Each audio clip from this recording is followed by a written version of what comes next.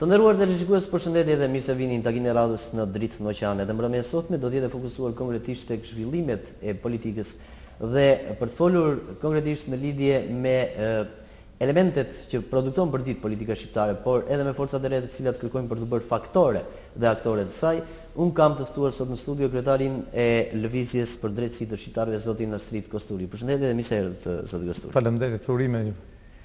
Atëherë, në gjithë këtë qertull dhe në gjithë këto zhvillime të politikës shqiptare, sigurisht që edhe forca juaj kërkon të printohet si një forcë që ka fytyrën e vet.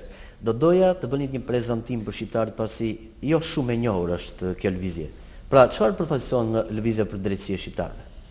Së pari, ju falenderoj për ftesën. I uroj suksese emisionit Dritë në Oqean. Faleminderit. Politika shqiptare është vërtet një oqean i mistershëm që kërkon pak dritë. Edhe ne shpresojmë që edhe me këtë bisedë t'i japim sado pak dritë. Një dritë kaq shumë të nevojshme për gjithë shqiptarët në këtë çorroditje totale që ka përfshirë Shqipërinë, në këtë politikë shqiptare që aktualisht ka mbetur si zhargon politik, por realisht nuk është më politik veç se pazare, dallavere, trafik influencash, grupim njerëzish vetëm për interesa personale, luftë, klanesh. Pikërisht në këtë lloj situate, kaq të zymt në Shqipëri, para 21 muajsh, është krijuar një lëvizje e re politike që quhet Lëvizja për Drejtësi e Shqiptarëve, e njohur me siglën LDSH.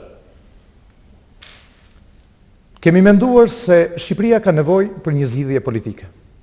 Pra ka nevojë për politikë. Ka nevojë për një korrigjim të kursit politik. Mbas 20 vitesh kemi të drejtën, ne dhe gjithkush, të bëj pyetjen, çfarë ndodhi me shqiptarët në këto 20 vite? E qartë. Prandaj ne nuk jemi as shoqat dhe as ndonjë lëvizje e shoqërisë civile, por jemi një lëvizje politike. Domethënë, jemi një parti politike, veçse kësaj radhe lind një lëvizje nga poshtë. Tashmë në Shqipëri partitë janë krijuar nga lart. Dihet historia e krijimit të partive që nga kryetari i shtetit Rami Salia dhe gjithë të tjerët kanë qenë deputet ose ministra dhe kanë krijuar parti. Ne që kemi marrë përsipër një rrugënisje tepër të vështirë, një rrugënisje tepër humane dhe politike, e kemi filluar nga poshtë, sepse e gjithë trysnia e gjithë këtyre viteve ka rënduar mbi qytetarin e thjeshtë. Edhe pse retorika ka folur shumë që bëhet gjithçka për qytetarin, se gjithçka në qendër është qytetari, e me radhë, por realisht vetëm populli nuk merr pjesë në politikë, vetëm populli është lënë matan oqeanit dhe politika bashkë me pushtetin dhe shtetin që tashmë e ka bërë vegël në duart e veta, është diçka tjetër. Pra, i ngjan një kokë të ndarë nga trupi. Çfarë mund të bëjë një trup kur kokën e ka veç? Të jetë i mëvecishëm, gjithsesi. Do doja një pyetje tjetër, zoti Kosturi. Pse pikërisht në këto momente, pra pasi keni sondazhuar kaq gjatë politikën shqiptare, nuk kishte një moment tjetër të mëparshëm për të lindur kjo forcë LDSH-ja, pra, dhe për të jo për të balancuar, por për të dhënë një fytyrë të re sikurse pretendoni ju politikën shqiptare? Nuk është vonë? Realisht, para 4-5 vitesh, situata ishte më e vështirë se sa aktualisht. Po. Është e drejtë dhe ajo që ju thoni që një kohë gjatë meditimi, një kohë gjatë reflektimi për të dalë në këtë nisëm, pra për të guxuar. Por themi, kemi dalë në këto momente, pra më 20 maj të 2010-s, sepse gjërat sa erdhën dhe u vështirësuan. U krijua një situatë mjaft e zymt në Shqipëri. Gjithçka është bërë private, politikisht kemi të bëjmë me një demokraci borgjeze, dhe duhet ta themi hapur para publikut. Kemi të bëjmë me një demokraci që nuk funksionon. Atëherë ishte momenti që ne të mos nënshtrohemi në një situatë tillë. Është momenti që ne duhet ta refuzojmë këtë situatë. Duhet ta kundërshtojmë fort dhe duhet të protestojmë. Kush është protesta jonë? Ne protestojmë nëpërmjet një programi ndryshe. Nëpërmjet një programi që ka të bëj me korrigjimin e kursit politik. Si ka mundësi për 20 vite me radhë të mos ulen forcat politike dhe të analizojnë në mënyrë shkencore çfarë është bërë mirë dhe çfarë është bërë keq. Të analizojnë edhe sistemin e para 90-s, sistemi socialist. Çfarë ishte mirë, do të jenë shtylla, zhvillimi dhe programore për programet e ardhshme. Dhe çfarë që e keq duhet të penalizohet, ajo pjesa e keqe, duhet të kritikohet dhe duhet të korrigjohet. Pra ky është ai opsioni që ne japim nëpërmjet këtij programi ndryshe. Ju sapo e përmendët një program ndryshe, atëherë do të ishte në interes dhe për publikun për të qenë sa më pranë forcëve politike për të krijuar një njohje më të thellë, do thosha, të asaj çka përfaqëson LDSH-ja. Cilat janë shtyllat kryesore të programit të lëvizjes së suaj? Të flasësh për programin duhen orë të tëra dhe nuk kemi mundësinë që t'i shpjegojmë kryesore, nëse është mundur. Patjetër. Prandaj unë do të thosha. Programi ynë politik ka dy shtylla kryesore. Shtylla politike dhe shtylla ekonomike. E qartë. Politika sot nuk është më as arti i komunikimit njerëzor, siç thoshte Aristoteli, dhe as teori dhe praktik e qeverisjes apo e organizimit të shtetit, siç është e përkufizuar politikisht, teorikisht. Sot kemi të bëjmë, siç e thash pak më lart, një politik që i shërben disa njerëz. Dhe kjo ndodhi që në vitet 90, sepse masa e madhe e njerëzve, populli, nuk kishte njohuri për demokracinë. Ata që kishin ndjeni, ishin me kokra. Ishte Rami Salia, Sali Berisha, Gramos Pashko, Ismail Kadareja, ndoshta e ndonjë tjetër. Kështu që në fillimet e saj demokracia u montua shtrembër. Ndoshta djallëzisht, ndoshta me dashje, por për ta lehtësuar, për të lehtësuar aktorët, nuk e kemi atë dëshirë që t'i fajsojmë kaq shumë, por duhet që tashmë kjo politikë 20 vjeçare duhet të mbyllet. Pra faqja e kësaj politike që shiti gjithçka në Shqipëri, që shiti gjitha interesat e shqiptarëve, duhet të mbyllet. Prandaj ne politikisht nuk jemi për demokracinë borgjeze. Midis demokracisë borgjeze dhe demokracisë popullore, ne jemi për demokraci popullore. Për një demokraci që tjetë përfaqësuese, por njëkohësisht tjetë edhe direkte. Demokraci direkte, demokraci e drejt për drejt. Sot demokracia është as përfaqësuese, e drejt për drejt, jo se jo, po as përfaqësuese. Ata që përfaqësojnë popullin dhe që janë sot në parlament, nuk janë përfaqësues popullit. Nuk duhet kemi dyshim dhe të mos e pranojmë këtë, përderisa përfaqësues të popullit bëhen njerëzit e pëlqyeshëm nga ata që sot janë bërë padron politikës, qoftë të PD-s apo të qoftë të PS-s. Gjithsesi kanë marrë votën e elektorit. Edhe ata që kanë shkuar në parlament. Tani nuk mund ta mohojnë dot. Po. Edhe për mënyrën se si është marrë vota kemi shumë për të folur, edhe se si këta njerëz bëhen cop për të marrë votën e popullit. Përsëri ne e dim, por unë doja të theksoja faktin që nuk shkojnë përfaqësuesit e popullit. Po atje shkojnë njerëzit e përzgjedhur të padronëve të politikës. Njerëzit e pëlqyeshëm dhe veçanërisht ata që paguajnë për të futur në listat e partive dhe për të bërë kandidat për deputet, paguajnë edhe gjatë fushatave. Arrin deri aty, më fal, saqë ndoshta, po e them në thonjza, nga dashuria e madhe për popullin, marrin edhe kredi. Kryetar komunash, kryetar bashkish, deputet. Do të sjell një frym ndryshe dhe një përthyrje, do të thosha, të gjithë kësaj politikbërje LDSH-ja në këtë drejtim që nëse jemi në këtë pikë. Pra te përzgjedhja e kandidaturave tek niveli i përfaqësimit, për qenë sa më pranë interesit të elektoratit? Ne mendojmë se pa hequr dorë nga ky lloj mekanizmi, i cili mbështetet mbi paran, Shqipëria nuk mund të rregullohet. Ne jemi duke ndërtuar një subjekt politik me një moral ndryshe, me rregulla dhe norma komplet ndryshe. Jemi duke ngritur një parti që të funksionojë si organizëm, jo parti elektorale, por një parti që funksionon. Duke funksionuar, këta njerëz që marrin pjesë në ndërtimin e këtij subjekti politik, këta do jenë nesër edhe në pushtet apo në qeverisje.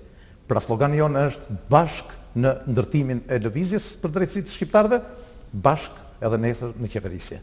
Kjo ishte shtylla e parë, shtylla politike, pra jemi për një demokraci popullore, përfaqësuese dhe të drejtë për drejtë, në kuptimin kur themi e drejtë për drejtë, e kemi fjalën që populli duhet të shprehet edhe drejt për së drejti me politikanët, drejt për së drejti me shteti, qoftë në emërimet në institucionet shtetërore, populli duhet të zgjedhë njerëzit e vet, por edhe me forma të tjera demokratike, siç janë asamblet, siç është referendumi e tjera, që këtu në Shqipëri ka 20 vite që se kanë qenë privuara nga ana e politikës. Neve nuk kemi parë që poshtë derës të na futet për shembull një pyetësor, edhe të pyetet populli se kush është më prioritare për ju, çfarë duhet bërë, ose çfarë është bërë mirë, çfarë është bërë keq që populli të shprehet. Pra këto janë forma të demokracisë së drejtë për drejtë. Por ndoshta politika sot ka frikë nga populli, unë edhe ne të gjithë e vëmëre, edhe nga shtimi i policisë, 100 fish. Çfarë tregon? Tregon se krijohet një strukturë e korracuar shtetërore, sepse është frika e popullit. Kjo është në varësi të situatave gjithsesi. Po mbas shkëputjes së politikës apo të pushtetit nga populli, kur krijohet një distancë e madhe, detyrimisht lindin pakënaqësitë kthehen në revolta dhe fillon kriza sociale. Neve nuk na interesojnë krizat sociale. Nuk na intereson rebelimi. Pra ne jemi një përthithës ose jemi një parandalues, prandaj them që lëvizja për drejtësi shqiptarëve është edhe një lëvizje humaniste. Po. Shtylla e dytë ishte edhe shtylla ekonomike që sa të pak më parë. Programi ka dhe shtyllën ekonomike. Me pak fjalë, lëvizja për drejtësi e shqiptarëve është për pronën private dhe pronën e grupit. Por përparësia jonë është prona shoqërore. Prona shtetërore. Që gjithë këto vite nuk përmendet fjala pronë shtetërore, po quhet pronë publike. Ne jemi për pronën publike, jemi për përparësinë ndaj kësaj prone publike, e cila krijon atë kohezionin social, e cila i shoqërizon njerëzit. Po ky shoqërizim, se njeriu nuk është vetëm çështje individuale. Pra vërtet lind vetëm. Funksionon dhe në shoqëri patjetër. Po është shoqërizuar. Është shoqërizuar. Bile shoqërizimi është i shëndetshëm për gjithë shoqërinë. Shpërfaq dhe vlerat individuale të secilit. Patjetër brenda kësaj të përgjithshme. Por unë do të theksoj që shoqërizimi është një shëndet i mirë për gjithë shoqërinë. Është një shëndet i mirë edhe për njerëzit. Mirë po sot çfarë ka ndodhur? Dhe prandaj lidhur dhe me pyetjen që bëti për shtyllën ekonomike. Sot gjithçka është bërë private. Mirë, atëherë shtrojmë pyetjen, shumë mirë. Le të ketë privat, le të fuqizohen privatët, dhe kjo është një gjë shumë e mirë, sepse çliron mjaft energji ke njerëzit, krijon mjaft mundësi zhvillimi, por unë shtroj pyetjen, dhe shumë njerëz që nuk kanë harruar se si funksionon shoqëria njerëzore, se shoqëria njerëzore funksionon politikisht. Sa pronare është shoqëria, vetë shoqëria.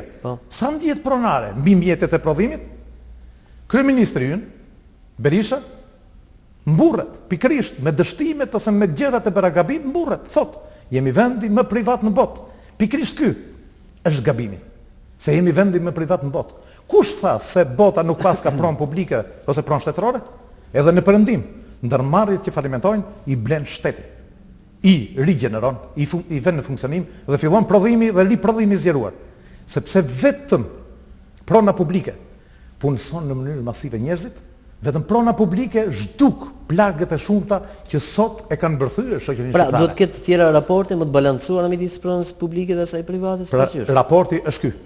Ne jemi për pronën private dhe për pronën e grupit, por kemi përparësi ndaj pronës publike. Pra e shikojmë me përparësi, veçanërisht sektorët strategjik. Si ka mundësi shitet nafta, fieri, fle mbi këtë artë të zi, fle mbi flori, edhe gdhijet i uritur. Si ka mundësi? Kjo nuk do të ndodhë. Kush është ai që shet pasurinë e shqiptarëve? Kush është ky njeri që i jep me koncesion? Çdo thot koncesion. Do të thënë që ta thithin naftën bashkë me llumin, ta prishin komplet strukturën e tokës, nga babëzia. Kjo është e papranueshme. Pra shtylla me pak fjalë. Shtylla jon ekonomike është përparësia ndaj pronës publike, që shoqëria të ndihet pronare. Po duke qenë e fuqishme prona publike, ne jemi për atë që shumë sektor duhet të jenë publik, duhet të ketë arsim të fuqishëm publik, shëndetësi publike, duhet të ketë shërbime falas për qytetarët, dhe jo të arrijmë deri aty sa edhe rruga është privatizuar. Por rruga është bërë nga djersa e popullit shqiptar. Sot rruga jepet privatit. Dhe ti nuk mund të parkosh makinën, sepse të vjen i forti. Ai që ka marrë licencën nga pushteti. Po, unë jam në këtë vend. Kam, kur them unë, e kam fjalën për çdo qytetar. I takon një pjesë diell në këtë vend. I takon një cop tokë në këtë vend. Taks parkimi paguhet një herë në vit. Bile tani është shtuar edhe një taks tjetër, taksa për hyrje në qytet. Por, kur të vesh ke dyqani dhe të parkosh makinën, të vjen dikushi që ka marrë licencë dhe thotë, do të paguash kaq lekë. Pra ne jemi që të ketë dhe pronë publike. E qartë. Po.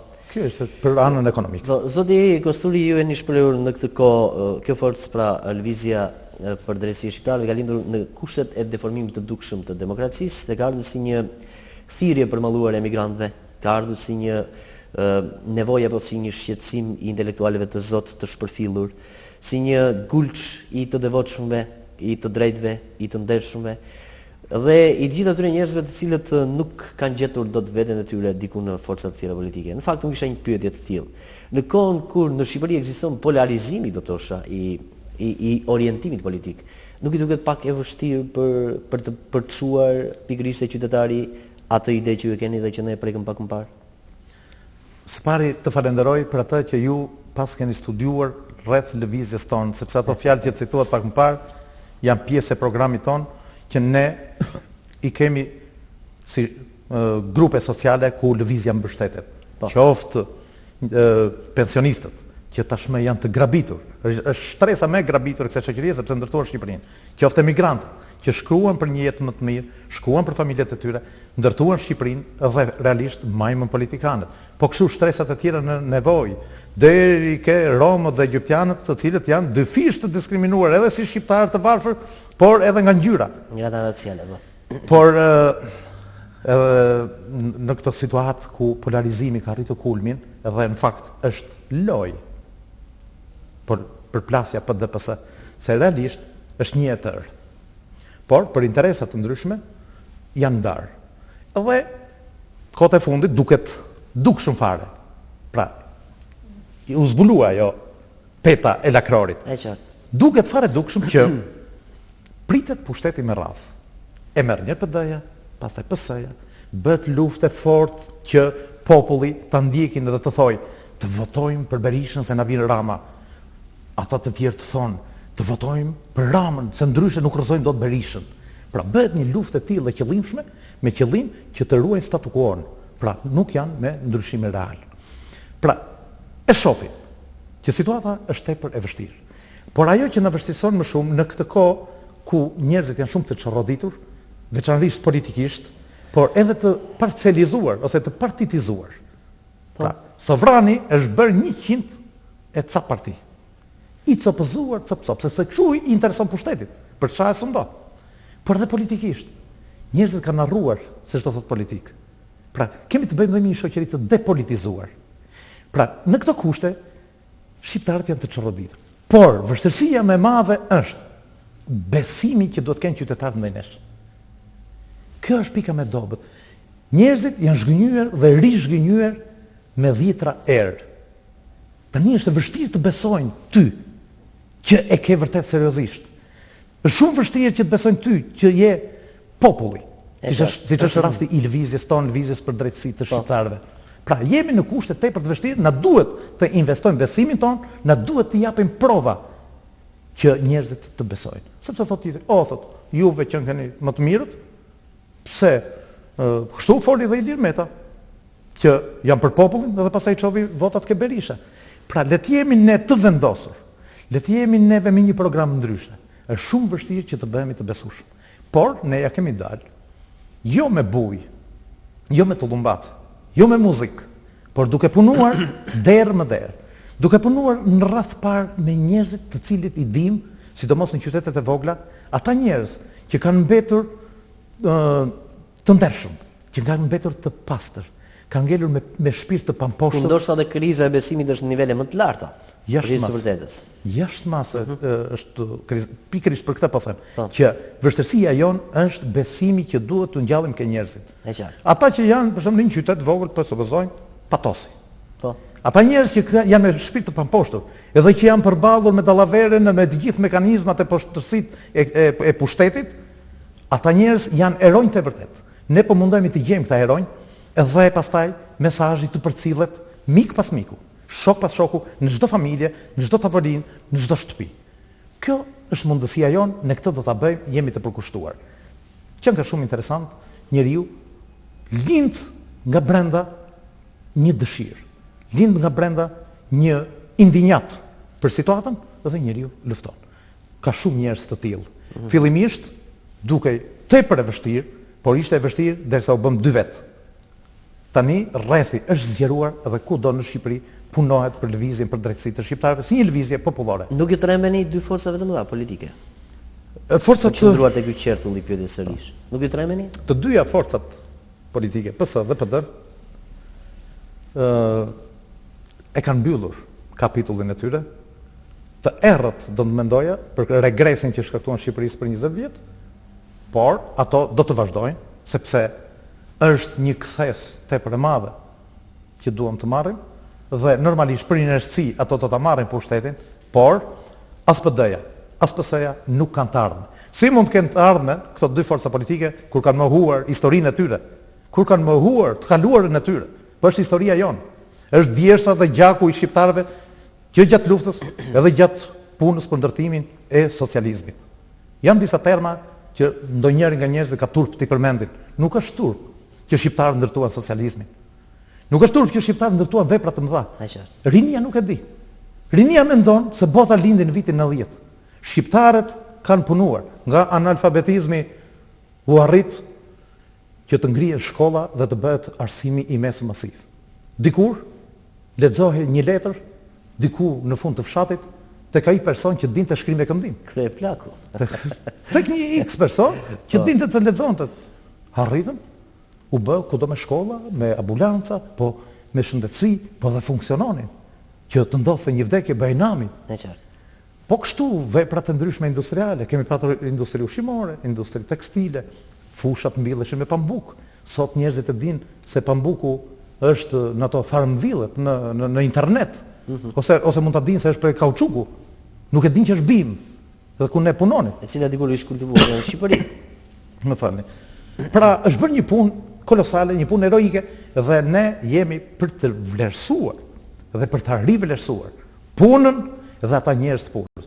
Gjithë ajo armatë e madhe intelektuale, gjithë ajo pasuri e madhe intelektuale u shumëzua me 0. Por ata njerëz tani po zgjohen se është një punë enorme, një punë kolosale e tyre që është bërë mbi tavolinë, deri në orët e vona të natës. Dhe jo për keqardhje, por është vërtet realisht për ta vlerësuar, prandaj unë ju bëj thirrje se nuk kanë bërë asnjë gabim që kanë punuar. Përkundrazi janë krenar që ndërtuan një Shqipëri që ishte gjithandej në zhvillim e sipër. Pa pati gabime, shumë gabime. Ne jemi kritik edhe për gabimet që bën. Por jemi kritik, por jo duke u nisur nga kjo lloj kohe. Kjo lloj situate, kjo lloj kohe nuk ka moral ta marrin në analizme. Kjo lloj kohe e pati kohën e vet, e pati afatin e vet 20 vjeçar që ti vinte përballë dënimit për të selektuar dhe anë pozitive dhe anë negative në fundit e vet. Por do të madhe qëndrim 20 vjet. Pse sot do nuan as kemi të komunizmit, as abuzimet, pse? Sepse e lanë atë anë veç se u turrën me që këtu ishte krijuar një punë, një pasuri shumë e madhe për 50 vjet, dhe u turrën kush mund të marrin. Me qartë. Zoti Kosturi, do doja të kaloja edhe tek një prezantimi juaj individual për të njohur më mirë televizionistësi, pra personal. Në fakt vini nga sfera e arsimit, keni një karrierë dhe në ushtri, publicist, jeni i njohur dhe në fushën e shkrimeve. Atëherë pse pikërisht në një moment të caktuar patët një grishje, një impakt, një indicje për të përkushtuar politikës? Apo janë gjithë këta faktorë që ju përmend pak më parë? Po. Së pari, më falni ndoshta për tonet, që kam dhënë në këtë bisedë, po është vërtet... Jo, kjo tregon që ju jeni vital, në fakt, edhe faleminderit. Shpresoj të jeni më besues tek ata që na ndjekin. Faleminderit. Jo, mundohem ta përcjell mesazhin ashtu siç e ndjej dhe ashtu siç është realisht. Elementet e Aristotelit, ethos, logos, pathos. Por përsëri do të jem pak më i qetë, me qëllim që të bëjmë gjëra edhe më me themel, me këmbë në tokë. Unë arsimin bazë e kam për mësuesi, kam mbaruar pedagogjiken, më pas biokimi, kam punuar pak vite si mësues, më pas kam mbaruar shkollë ushtarake për kimi, akademinë ushtarake për kimi. Hobi im është letërsia, kam botuar 10 libra, shkruaj 3-4 herë në muaj në shtypin periodik kombëtar. Por ajo që mua më nxjerr në fushën e betejës, pa quaj, është fakti që gjithë jeta ka qenë studim dhe punë. Fakti që kam qenë gjithmonë aktiv në gjithë jetën time më ka bërë që ta njoh realitetin shqiptar, ta prek me mozat e gishtit, dhe nga ana tjetër, qenia shkrimtar është një hall tjetër. Hall mbi hall ti je shkrimtar. Pra qenia i ndjeshëm më ka bërë që të dal në këtë pozicion, pra në krye të kësaj lëvizjeje të re politike që quhet lëvizja për drejtësi e shqiptarëve.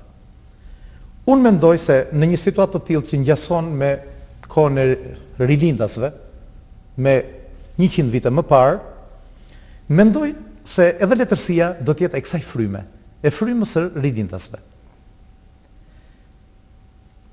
Shkrimtari nuk shkruan se ka kohë të tepërt dhe për ta mbushur, se nuk ka me çfarë merret. Por letërsia është diçka e brendshme që lind ke shkrimtar.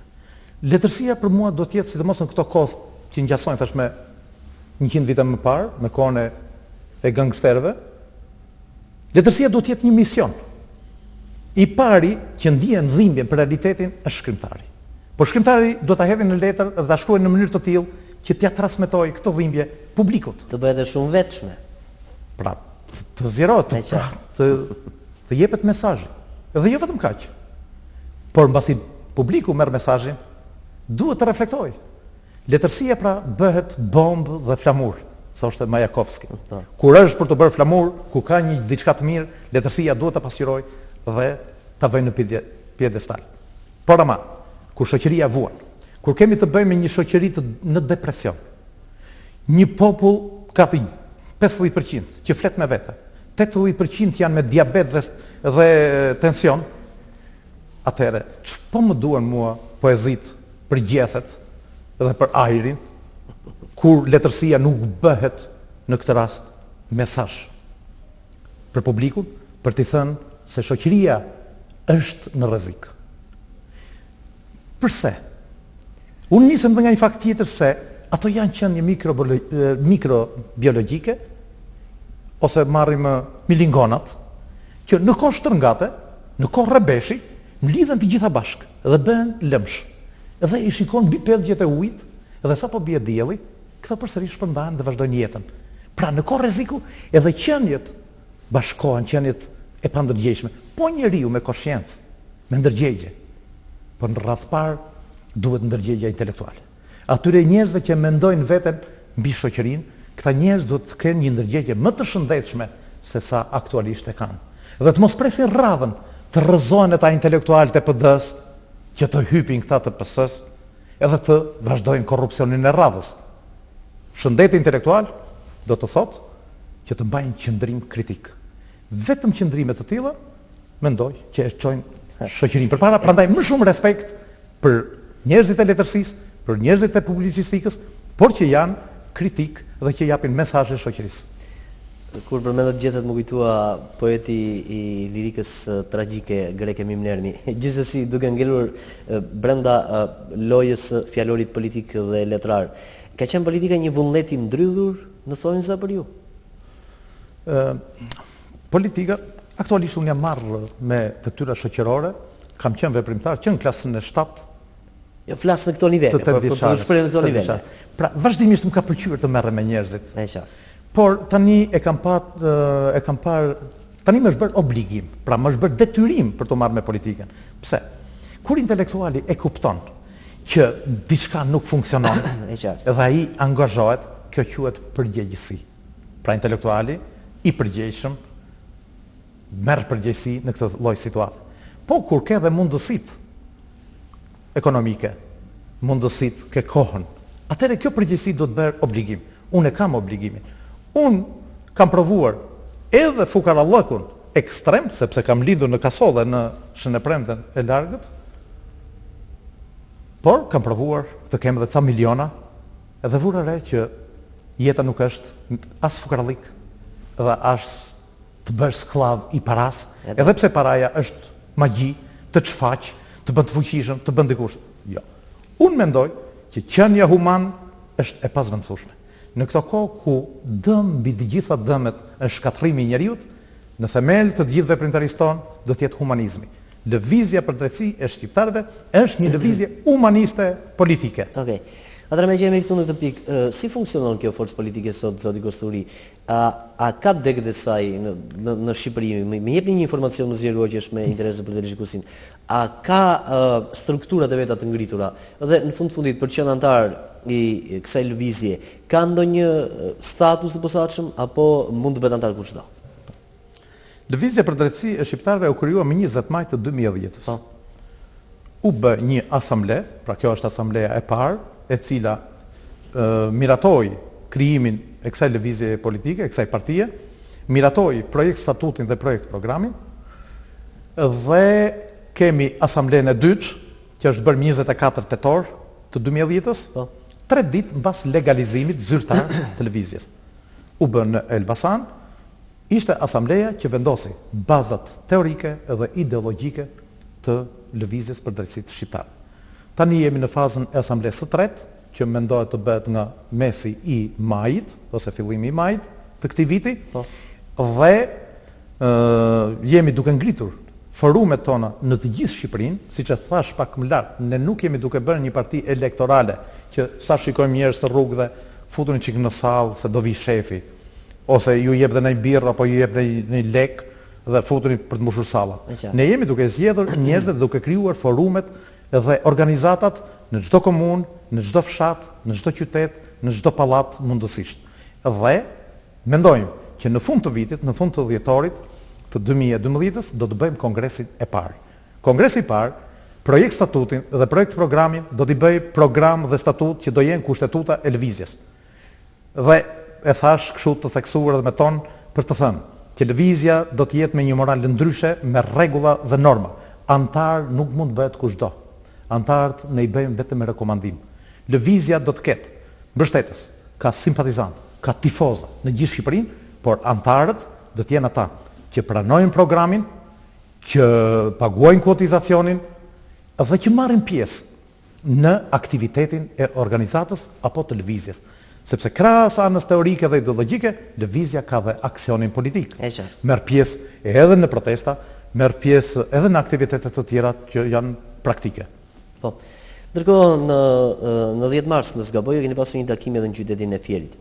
Cilët kanë qenë mbresat tuaja në këtë takim i parë apo jo që keni organizuar në këtë qytet? Si ju kanë pritur aty dhe a është një takim mbreslënës dhe do thosha për të dhënë dhe një lloj impakti pozitiv për të ardhmen për forcën tuaj politike në këtë qytet që nuk është i vogël apo?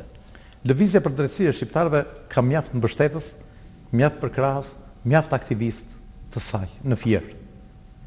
Dhe jo rastësisht, se Fieri është vendi më i pasur i Shqipërisë dhe aktualisht është ndër vendet më të varfëra. Për ne nuk është zhvillim se ndërtojnë pallate. Pallatet do të ndërtoheshin mbasi të hapeshin kantiere pune, mbasi të hapeshin fabrika, uzina dhe nevoja e rritjes së punëtorisë do të çonte në ndërtimin e pallateve. Dhe jo ndërto pallate për pallate, pallate për të fituar disa njerëz. Një kjo, edhe dyta më kryesorja domosdoshmë është problemi i naftës. Shitja e naftës, dhënia me koncesion e naftës që bie edhe në kundërshtim me ligjin e ndarjes së tokës. Sepse ata shfrytëzojnë në thellësi, tani do të marrin edhe tokën sipër, do të lindin konflikte të reja nëse neve nuk do ta parandalojmë shitjen e naftës. Pra, si që thash, në Fier kemi mjaft aktivist, por, mbas 21 muajsh, ne jemi në fazën që po bëjmë antarët. Me këtë rast, njerëzit më aktiv i mlodhën në datën e 10 mars. Jam tepër i kënaqur me takimin, qoftë takimin me intelektualët që bëmë në orën 10, qoftë dhe me takimin me të rinjt. Të rinj aktivist, jo të rinj të marrë për show, edhe për muzikë.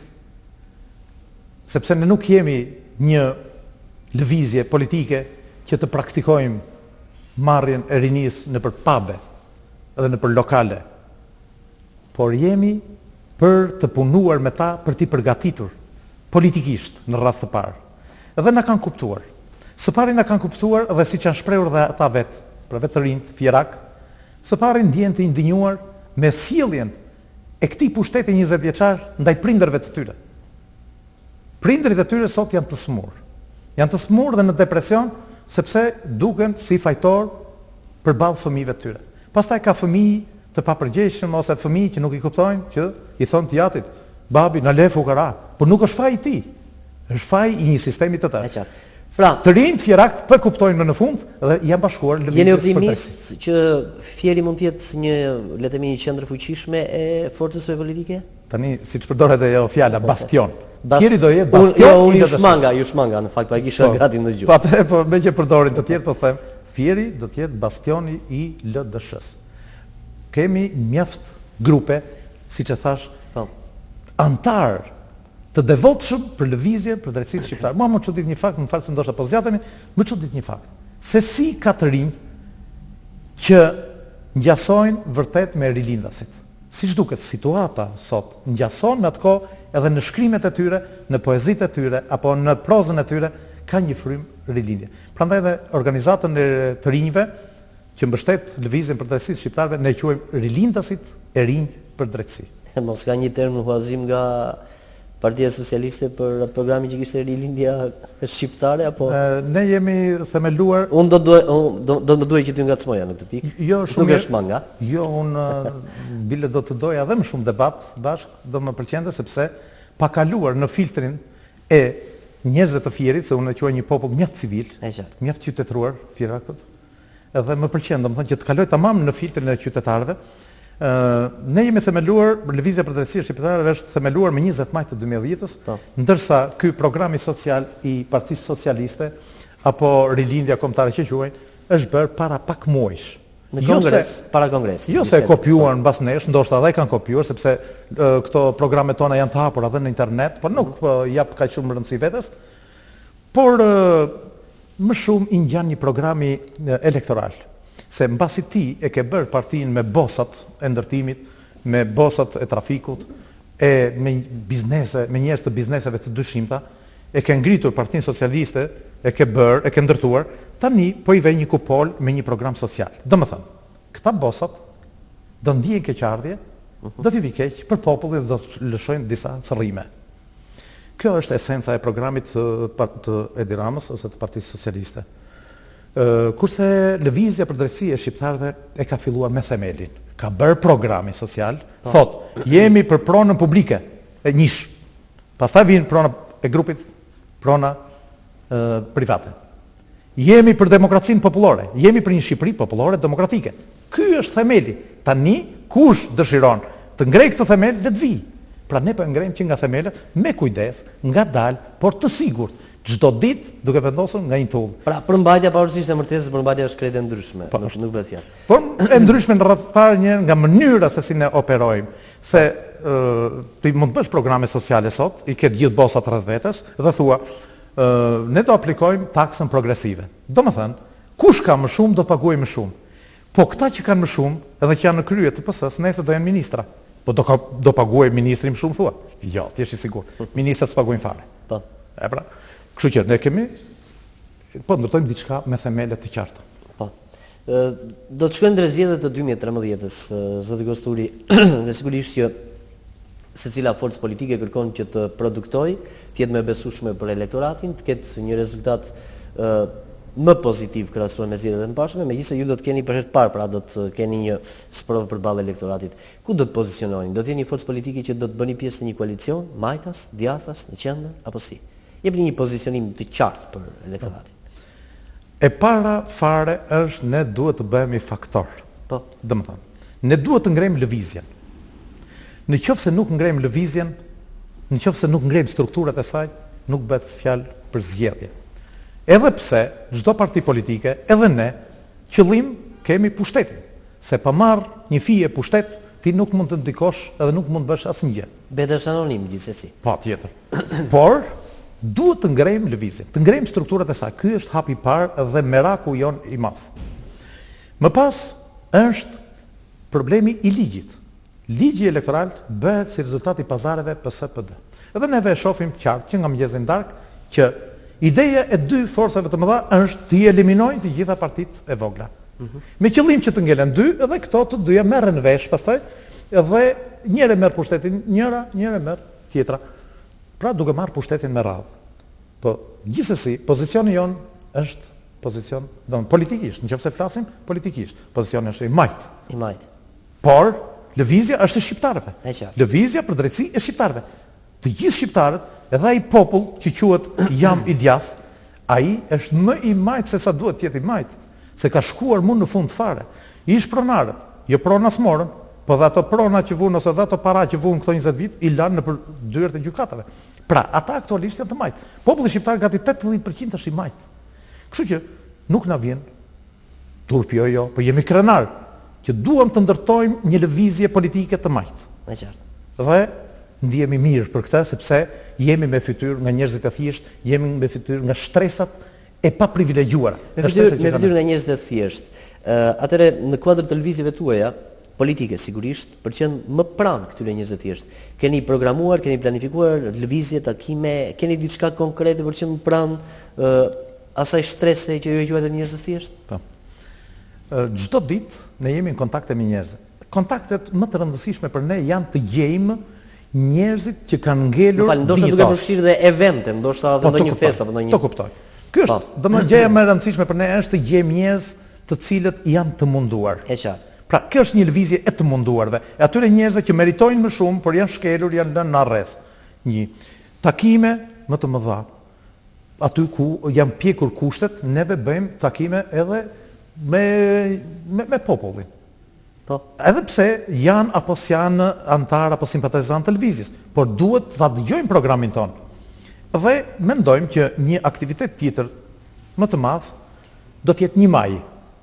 Ne kemi marrë pjesë në 6 protesta deri tani, kemi bërë për 28 marsin për të mbyturit e Otrantos, për 9 janarin, për njerëzit që u mbytur në Karaburun, për ata 29 malësorët, kemi bërë për të Verbrit. Pra, në mbështetje, gjithmonë kemi qenë në mbështetje të këtyre. Kurse 1 majin do ta marrim vetë. Në bashkëpunim me shoqata dhe me partitë të tjera që nuk janë përgjegjëse të kësaj situate. Si do të kuptuar do ta marrim vetë? Në çfarë konteksti? Do ta udhëheqim ne 1 maj. Pra kemi qenë mbështetës në 6 protesta deri më sot, pra për 21 muaj. Pra për të dhënë kulturën e protestës në Shqipëri 1 maj. Ne do t'i kujtojmë njerëzve që 1 maj, pra do t'japim një mesazh me ata, jo kush e di çfarë do bëjmë. Po. Ne do japim një mesazh. Shqiptar, 1 maj nuk është fest, por është ditë proteste. Sepse njerëzit janë punëtor, por janë të papunë. E qartë. Dhe punën na ka grabitur bota. Bota punon, neve vetëm konsumojmë. Ky mesazh duhet përcjellë dhe fuqishëm me 1 maj, me aq njerëz sa të jenë. 500 veta, 1000 veta, edhe më pak, nuk ka problem. Rëndësi ka mesazhi, që në 1 maj të mos marrin bukën me vete dhe të dalin nëpër kodra të bëjnë piknik. Siç u bë 8 marsi. Gratë duhet të ngrihesin protestë. Dhe jo mbush Shqipëria me lule, me falsitet, me hipokrizi, duke dhuruar lule. Po ç'do dhurosh lule kur ti e ke shkelur, e ke lënë të papunë, familja shqiptare shkatruar, me që përmenda familje. Lëvizja për drejtësi e shqiptarëve themel kryesor ka familjen. Familja shqiptare është bërë cop-cop. Është gjunaf. Na vjen vërtet keq, po ky është realiteti. Po trandet themeli dhe baza e shoqërisë shqiptare, në vërtetë që fillon te familja, gjithsesi. Aty një shoqëri është ndoshta. Ai do të jetë guri i themelit, familja. Familjet e mëdha në Shqipëri, fiset janë goditur. Nga njëri fis, brenda një fisi, njërin e marrin në punë, të tjerët i diskreditojnë. Po. Pra, edhe shkopin, edhe karrotën. Pra, edhe gurin edhe arën në një farë mënyrë. Kjo metoda, domethënë, kopjojnë të gjitha ato gjëra negative që ka bota, ato kanë hyrë në Shqipëri. Gjitha ato format, gjitha ato metoda më negative, më të poshtë. Zoti Kosturi, unë ju kërkoj ndjes, por jam i detyruar të përdor fjalorin e qepenave të lartë politikës, do të them, apo të përfaqësuesve të dy forcave kryesore të politikës. Shpesh artikulojnë emërtesa ndaj forcave, ndaj partive të vogla, të shoqëruara partive të vogla, partiza, partiçka, etj. Pra ka një lloj qëndrimi diskriminues nga foltoret e ndryshme ku dalin lider dhe përfaqësues të dy forcave kryesore në Shqipëri. Edhe një qëndrim i tillë është madje edhe për partinë e deklaruar të zotit Topi, edhe për lëvizjen Alanca, Kuqezi etj. Atëherë, nuk e di, ku e shihni veten në këtë lloj grupimi apo në këtë shumëri të forcave politike, duke pasur parasysh edhe atë që ju mendoni për të arritur kjo forcë në të ardhmen, duke pasur parasysh gjithmonë ardhmërinë apo objektivat ku synon të arrijë forca juaj politike. Se çfarë thot PD-ja dhe PS-ja, ne nuk duhet ja dim fare. Është qartë. Sepse ato gjithmonë do të përpiqen që të ruajnë pushtetin e tyre. Dhe aq më keq kur në Shqipëri kemi të bëjmë me një pushtet kriminal. Sepse është shkatruar gjithë pasuria që grabitur gjithë prona, bile kemi vrasje shtetërore, her pas here, etj. Detyrimisht, ato do të mundohen që të injorojnë, edhe ky është fati i lëvizjeve që lindin. Fillimisht të shpërfillin, nuk të quajnë fare, të injorojnë sikur ti se ekziston. Më pas, kur e shikojnë që ti bësh i rëndësishëm, fillojnë të godasin. Edhe në fund fare, kur ti vërtet bësh këmbgulës dhe i vendosur, atëherë të japin të drejtë. Po, këtë patet të drejtë. Kështu që ato na quajnë, mund na quajnë fantazm, mund na quajnë inekzistent, mund na quajnë partiza e me radhë, ashtu siç po quajnë dhe lëvizjet e tjera që po lindin. Por ajo që ne na shqetëson është, pavarësisht se çfarë thonë të tjerët, ne duhet të ecim edhe ta përcjellim mesazhin mik pas miku, shok pas shoku, goj më goj, sepse është dashamirësia juaj që më morët në emision. Por nuk e kanë gjithë televizionet këtë dashamirësi. Televizionet dhe gazetat në një farë mënyrë janë ndarë. Ca të PS-s, disa janë të PD-s. Kështu që në këto kushte ku ne nuk kemi akses mediatik, atëherë njerëzit që na dëgjojnë do ta përcjellin këtë mesazh. Pavarësisht se si na quaj thash partitë të mëdha. Partitë të mëdha ju intereson. Nuk ju intereson partitë të mëdha që të lindin ndonjë forcë e re popullore. Ne jemi të vendosur që të bëjmë një parti popullore sepse pavarësisht se nesër vete Bamir Topi apo Krashnik Spahiu apo Edi Rama do të bëhen një lloj. Pse? Do të bëhen një lloj për sa kohë nuk do të ketë reagim popullor. Edhe ne po të shkojmë përsëri duke u futur në gjithë këtë lum kaq të madh të krijuar për 20 vite, përsëri mund të bëhemi ashtu. Prandaj duhet reagimi nga poshtë, reagim popullor. Ky mungon për 20 vjet. Kudo në botë ekziston. Pra ne duhet kemi një reagim me qëllim që ti kur të shkosh atje, je përfaqësues i njerëzve dhe duhet të bësh atë që kërkojnë njerëzit. E qartë. Ndryshe duhet të biesh që të ribësh qytetar, edhe të vinë qytetarët të qeverisin. Po. Zoti Kosturi, ne do të kemi edhe emisione të tjera të mëvonshme, kjo as që diskutohet dhe do të flasim më gjerë për gjithë zhvillimet e politikës në tërësi, por do doja të merr edhe një mendim për presidentin, e cila gara pra është e para 2013. Pra, mendoni se do të ketë një president konsensual dhe çfarë fytyre apo çfarë formati presidenti i duhet Shqipërisë? Gjithçka që bëhet konsensuale, për shembull në këto kushte të deformuara, flas. Pra në këto kushte të kësaj demokracie kaq të shpërfituar, kur bëhet një ligj konsensual apo bëhet një zgjedhje konsensuale, dije se të humburit janë njerëzit, janë populli. Si rezultati i pazareve, ata do ta gjejnë një president. Po. Pra do ta vënë një president. Po të jenë të sigurt njerëzit që na dëgjojnë, se ai president nuk do jetë për popullin më, po do jetë një kukull që do i shërbej aty që kanë zgjedhur. Një lloj si ligji. Pra korrupsioni nuk bëhet vetëm kur merret një pronë apo kur bëhet një aferë tjetër. Po korrupsioni është edhe ky kur mlidhen gjoja grupe interesi dhe bëjnë një ligj. E bëjnë për veten e tyre, nuk e bëjnë për popull.